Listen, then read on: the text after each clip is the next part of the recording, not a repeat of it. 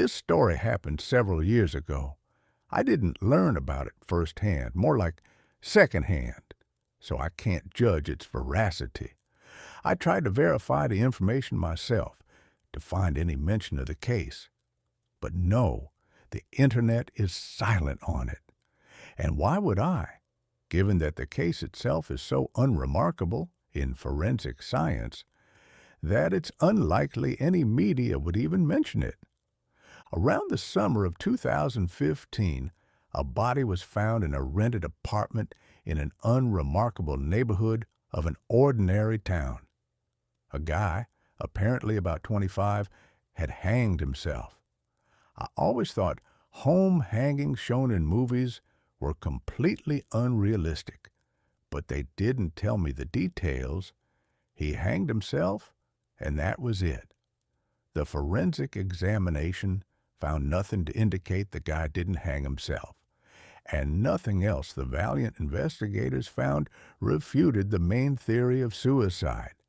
The apartment looked quite tidy, so if the guy had been killed and then, or before, searched for something, it would have been done so skillfully that no one would have noticed. Soon, during questioning of neighbors, many details about Dee emerged.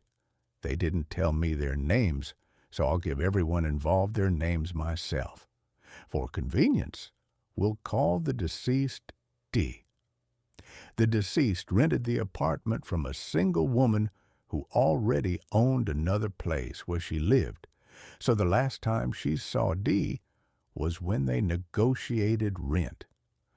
Dee insisted on weekly payments, as, according to him, he didn't intend to stay in the apartment for long.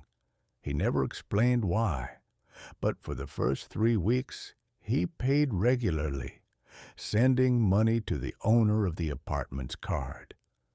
Neighbors saw the guy on the rare occasions when he went shopping at the store or market. Sometimes he went out in the evenings and returned around midnight.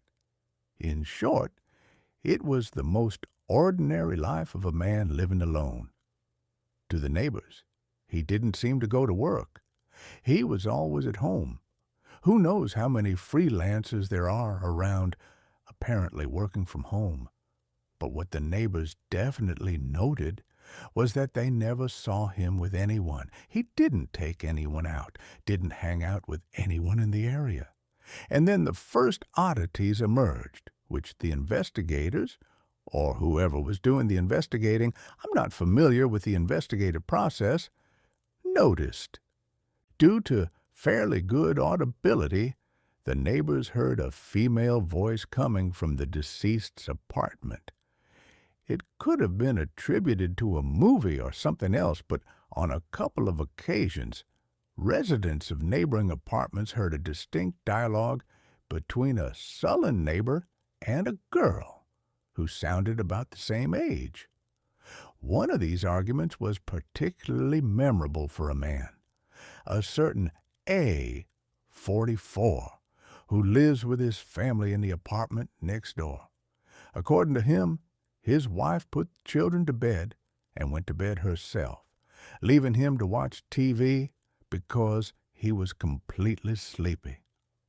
Around 11:30, he heard Dee speaking loudly enough to make out his words, but not loud enough to make A want to knock on the wall and tell Dee, politely or not, to shut up. According to the man, he heard the following: "Stranger, now stop sulking. Don't you want to watch it again?" Dee: "No, and again, and no. I've had enough." Stranger: "Please, I missed you so much." Dee: "No!" The guy uttered that last word so loudly that A was tempted to quiet his neighbor down before he woke the whole house. But that was it. After Dee's loud and emotional refusal, no more voices were heard from his apartment that evening. So, by that point, little was known. Dee, 26, moved to a neighboring town, where he rented an apartment for a month. He didn't socialize with anyone, didn't take anyone out, but the neighbors heard a woman's voice coming from the apartment. He wasn't officially employed at the time he rented the apartment. Pretty sparse, that's for sure. If it weren't for two things. The first was a suicide note. The second was a far from pleasant discovery in Dee's apartment in his hometown. Yes, I'm not telling this story in the right order, but I have the right to do so. Besides, jumping around from one place to another is inconvenient for me. So for the sake of consistency, I'll tell everything in order.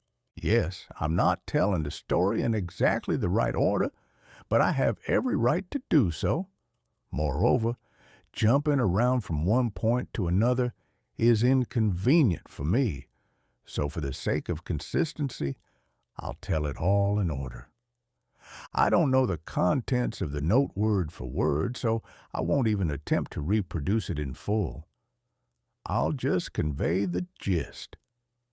The letter was quite long, and at the beginning, Dee says that he is solely to blame for everything that happened, since he could have stopped at any moment, but he didn't. If he had relatives, he would have asked them for forgiveness. But after his sister's death several years ago, he was left completely alone. That's what the letter stated, but he never wrote down what exactly he meant by this. Seemed like a light amusement to him at first, an interesting little thing, but then it became an addiction, and he was forced to destroy the entire collection. Although Dee isn't sure he destroyed it completely, since there were too many of them, and he might have hidden some of them beforehand and then forgotten. He wrote that now he didn't care whether his collection was found or not, because he was tired of being afraid, tired of living in fear that anyone would find it. The letter ended something like this: "Suicide is a sin, but living with this is worse than death. I didn't do anything, but I can't forgive myself. Don't indulge your weaknesses, otherwise they will eat you alive." Why did I remember that? Those words seemed strange to me for a suicide note, though how should I know? I've only seen those kinds of things in crime shows, and even a little creepy. The letter was written in uneven handwriting, and in places the words were difficult to read. He had clearly written it in a hurry, and judging by the alcohol level detected, he was not entirely sober. But the point was that the letter seemed strange. There was reason to doubt Dee's mental stability at the time of his suicide. Naturally, they also inspected Dee's apartment, which was in another city. As I mentioned above, the deceased had been the sole owner of the apartment after the death of his sister, his last remaining relative. According to residents and acquaintances, Dee was a very ordinary person, living a very ordinary life. He earned a living remotely through projects, as he was an architect. By the time he graduated, he had already made some connections, which allowed him to find work easily.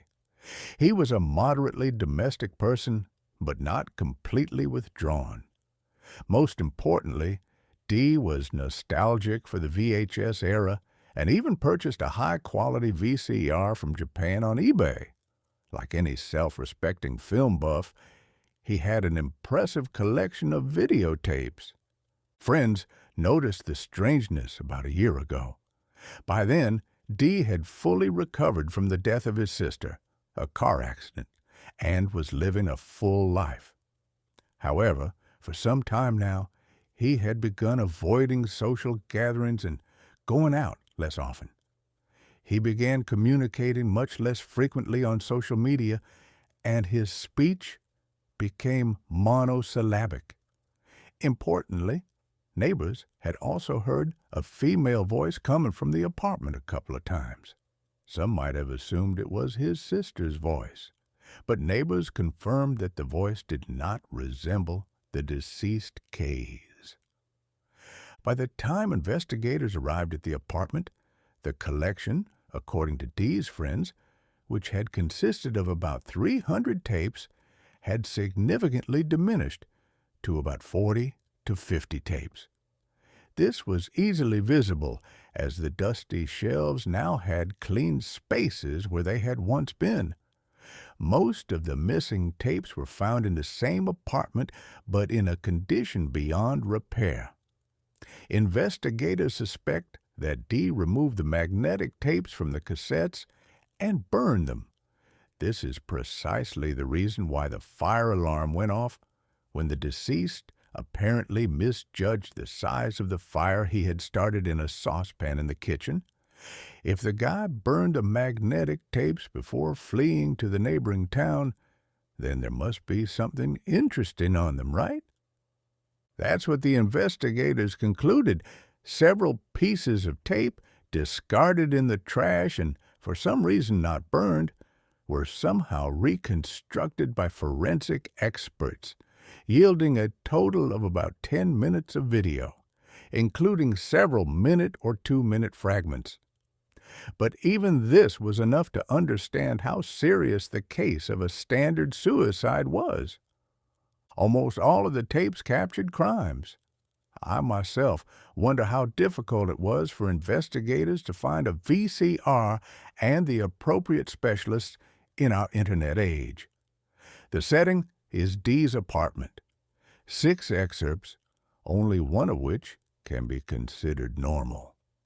Excerpt number 1. A naked girl, apparently 12 or 13 years old, lies on the floor. Her hands and feet are bound. Dee approaches her and begins to rape her roughly. The girl only moans and whines through the gag. After finishing the assault, Dee gets up and walks out of the camera's field of view. It is clear that the girl is covered in bruises. Finally, Dee removes the gag, and the girl begs him to let her go. Dee grabs her by the throat and begins to strangle her until she stops showing any signs of life. Clip number 2. Also a rape. The victim is a girl of about 20. The video is identical to the first, and at the end, Dee also strangles the victim after she begs him to let her go. Clip number 3. Rape.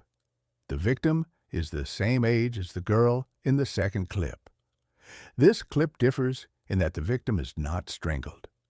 The conditions have also changed. The girl is not tied up, it does not resist, but Dee is clearly using force, as evidenced by her emotions. Clip number 4. A naked girl is on all fours. Facing away from the camera, Dee begins to hit her with a belt, one after another, until her buttocks begin to bleed. The girl cries and asks for it to stop, but does not change position, and if she loses her balance after the blow, she returns to her original position. Clip number 5. A naked Dee, covered in blood, walks into the frame. He approaches the camera almost directly, smiling into the camera. "I've never felt so good." Judging by his voice, Dee is genuinely experiencing positive emotions. Then he leaves the frame. Quiet, barely audible moans can be heard. Excerpt number 6. The most normal video in the collection. Dee sits behind a sofa while a girl about his age laps water from a bowl at his feet. A conversation ensues between them, during which Dee asks her if she enjoys being a slave. She sincerely agrees. The girl, wearing almost no clothing, shows no visible injuries, and her voice sounds sincere and convincing. It would seem clear. Dee was a pervert who raped girls and young women, who ultimately succumbed to the pangs of conscience and hanged himself, attempting to destroy all evidence beforehand. The remaining videotapes from his collection contain nothing but movies and old personal recordings, like weddings and birthdays dating back 20 years, presumably recorded by Dee's parents. And then the first strange things began as the process of identifying the victims began. The first victim, the minor girl strangled by Dee in the video, was found immediately. She was the daughter of Dee's neighbors downstairs, alive and perfectly healthy. Of course, asking her parents point blank, "Excuse me, was your daughter by any chance raped by the missing neighbor upstairs?" would have been foolish, although that was probably the only question on the minds of those leading the investigation. A second interview with the family revealed that they were close friends with Dee's family. He had previously babysat the girl. I don't know how, but they even checked the girl herself. Maybe they contacted a gynecologist.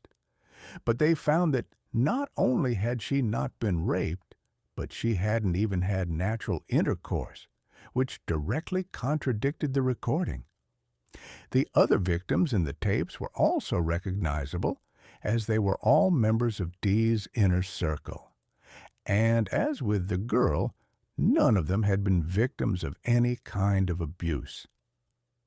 Excerpt number 2. Also a rape. The victim is a girl of approximately 20 years old. The video is identical to the first, and at the end, Dee also strangles the victim after she begs him to let her go. Excerpt number 3. Rape. The victim is the same age as the girl in the second excerpt. This video differs in that the victim is not strangled. The conditions have also changed. The girl is not bound and does not resist, but Dee is clearly forcing her, as evidenced by her emotions. Excerpt number 4. The naked girl is on all fours. Facing away from the camera, Dee begins to hit her with a belt one after another until her buttocks begin to bleed. The girl cries, asks him to stop, but doesn't change her position.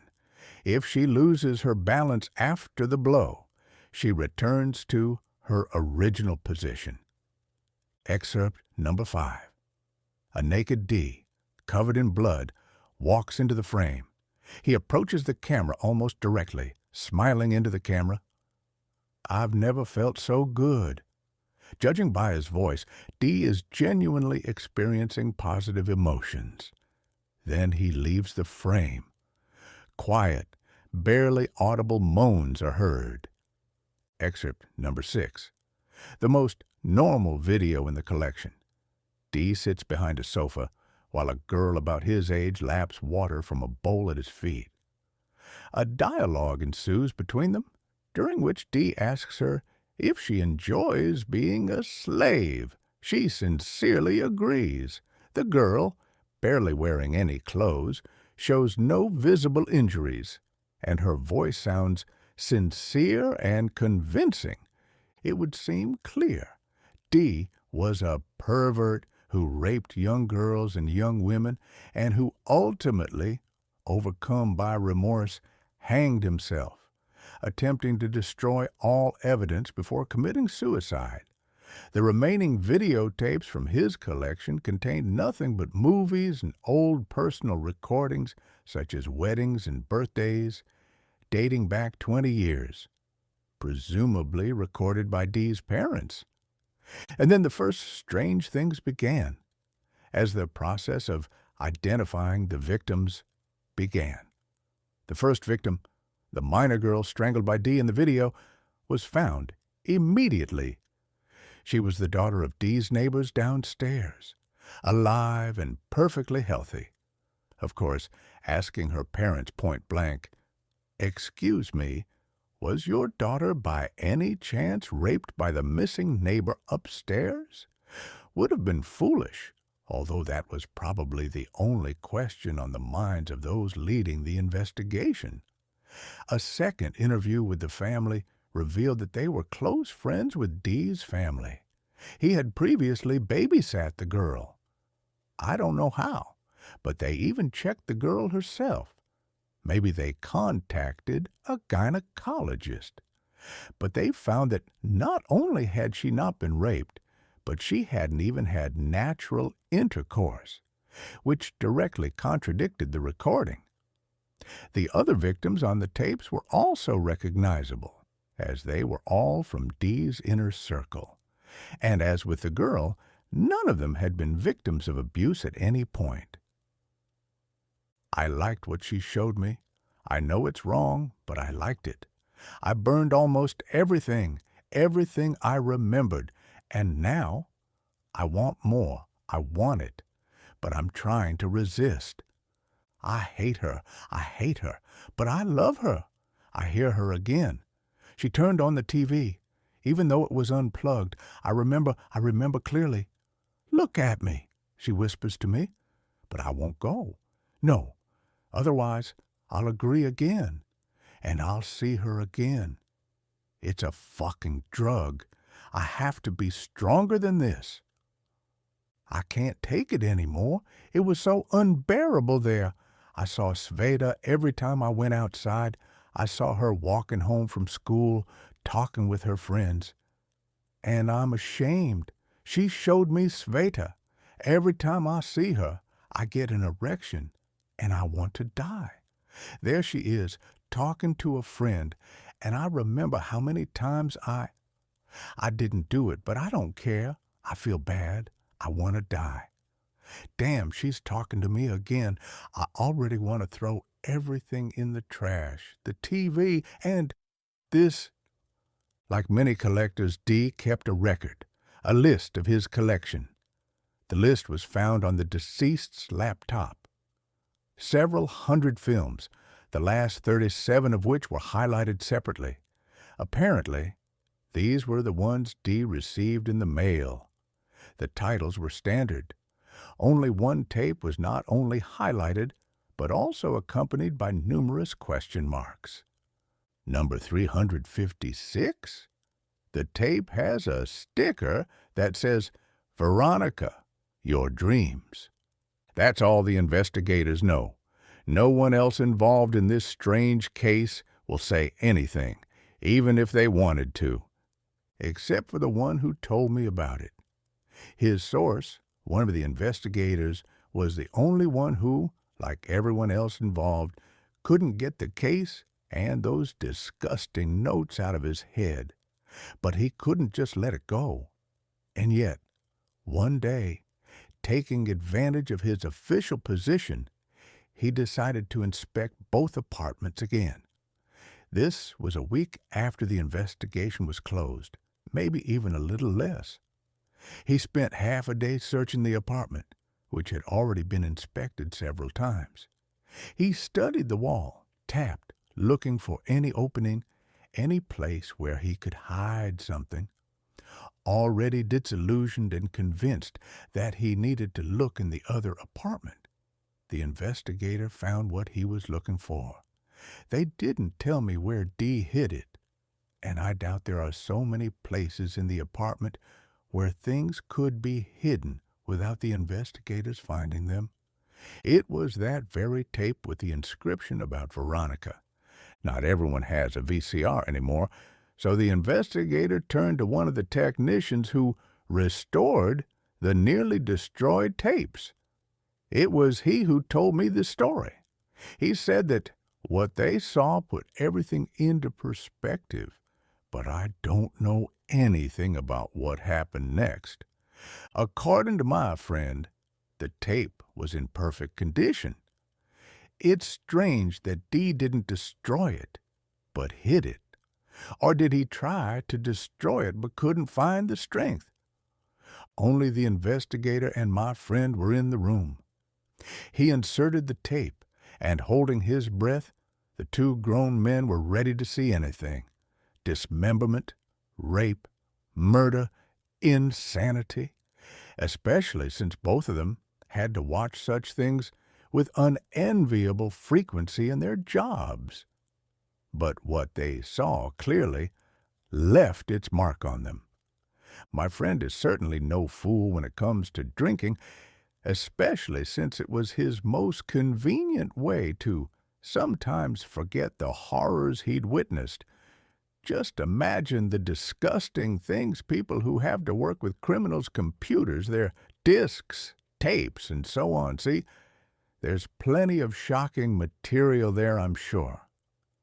But after what he and the investigator witnessed, he drank so heavily that he was forced to take a few days off. At some point, apparently to avoid upsetting his wife with his drunken appearance, he stumbled over to me. It was Saturday night. Why not relax? So I became his drinking buddy for the evening. Before I could even start drinking with him, he spilled the beans, so I remember it quite clearly.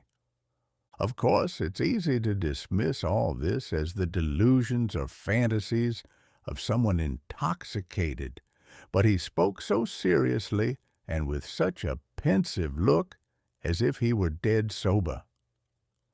I was sure he wasn't lying with that look.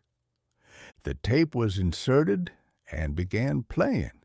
The camera captured Dee's apartment, the very room that appeared on the surviving recordings. A girl was sitting on the couch. My acquaintance didn't describe her in detail, saying she was a striking brunette, short, with a very seductive body. Her very appearance drew him in. "She's like a trap," he told me. He experienced mixed feelings then. The girl tempted him like cheese in a mousetrap, but the feeling of being trapped remained. Her beauty both attracted and terrified him. He wanted to approach her if she were nearby, but something in his head screamed at him to run as far away as possible.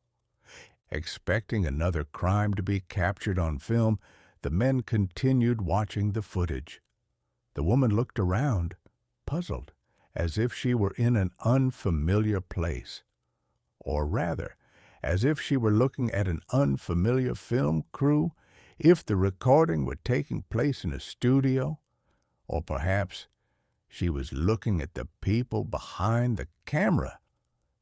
After asking where Dee was, she continued to look at the strangers behind the camera. Sighing, the woman expressed disappointment about the deceased, as he had shown great promise. The stranger began to tell how, for the first time, she felt alive, needed, and essential since meeting Dee, as he was one of the few who accepted her gift. She tried to be the best for him and refuse him nothing, often being the one to suggest new plots. She said she was pleased to see how Dee finally stopped being shy about himself and his desires, and how he experienced genuine, true enjoyment while watching. And then that worthless coward, the tone and emotion with which she said it made my friend wince, betrayed her. He decided they were doing something wrong. What followed was an undisguised stream of insults directed at Dee, mostly pointing out his cowardice and betrayal, as he had first accepted and then tried to turn away from her. And then the girl calmed down, almost instantly. She simply sat more comfortably on the sofa and looked at the cameraman, then expressed hope that her new acquaintances would be much nicer people than Dee. The investigator and my friend expected some people to enter the frame, and the whole mystical atmosphere would disappear, revealing the real criminals. But no, that small hope faded. Veronica, though my friend was confused by the fact that the tape had been purchased abroad, the girl in the video spoke perfect Russian, and the interior was familiar. He was convinced it was the same girl whose name was on the tape. Smiled silently for about a minute, never taking her eyes off the cameraman. Tired of waiting, my friend suggested rewinding the tape, and at that very moment, both men lost their speech and the last vestiges of composure. The girl asked me not to do anything. Her speech became fluent, and she was clearly becoming nervous. After asking me not to do anything, Veronica delivered a monologue. As if she had memorized it, she spoke it the way salespeople in electronic stores use memorized phrases or when praising a particular product to a customer. Veronica said she was confident she had something to offer the audience. Dark desires also want to be set free, the girl said, smiling rather strangely, addressing someone off camera. She was addressing a girl.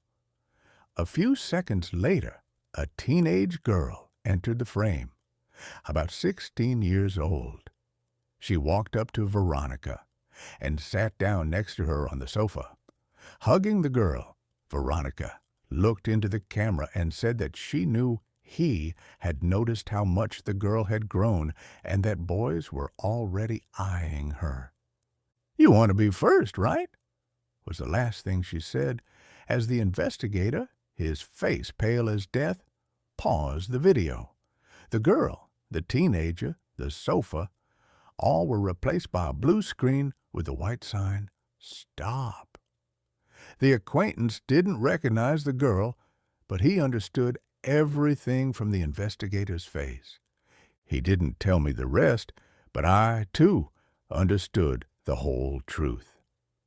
I looked at my acquaintance while all the pieces of the puzzle came together in my head to form a single, eerie, strange picture. I asked only one question. "Did you destroy the tape?" He didn't answer,